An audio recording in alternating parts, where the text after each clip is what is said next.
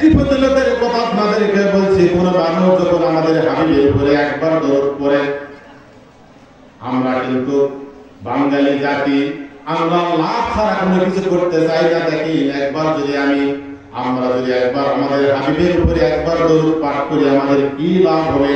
কোন মানুষ যদি আল্লাহর হাবিবের উপরে, আমাদের রাসূলের উপরে একবার দরুদ পাঠ করে, আল্লাহ রাসূল সাল্লাল্লাহু আলাইহি ওয়াসাল্লাম বলেন সর্বনিম্ন সে 3টি পুরস্কার পাবে। কয়টি পুরস্কার? 3টি পুরস্কার পাবেন। 1 নম্বর পুরস্কার, যে ব্যক্তি আল্লাহ রাসূলের উপরে একবার দরুদ পাঠ করবে, আল্লাহ রাসূল বলেন তার আমলনামায় 10টি নেকি লিখে দেওয়া হবে। নাম্বার 2, তার আমলনামা থেকে 10টি গুনাহ মুছে দেওয়া হবে, তার আমলনামা থেকে 10টি গুনাহ মাফ করে দেওয়া হবে। নাম্বার 3, তার আমলনামা থেকে 10টি মর্তবা মর্যাদা বৃদ্ধি করে দেওয়া হবে। আমরা বেশি বেশি সেই নবীর উপরে দরুদ পড়তে রাজি কিনা?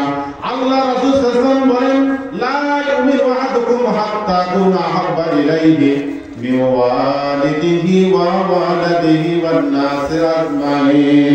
আল্লাহ রাসূল সাল্লাল্লাহু আলাইহি ওয়াসাল্লাম বলেন দুনিয়ার মানুষেরা তোমরা ততক্ষণ পর্যন্ত কেউ পূর্ণাঙ্গ ঈমানদার হতে পারবে না, তোমরা ততক্ষণ পর্যন্ত কেউ পূর্ণাঙ্গ ঈমানদার হতে পারবে না যতক্ষণ পর্যন্ত নাকি তোমরা তোমাদের নিজেদের জীবন এবং তোমাদের সন্তান সন্ততি সাধারণ মানুষের চেয়ে আমি রাসূল আমাকে বেশি না ভালোবাসো।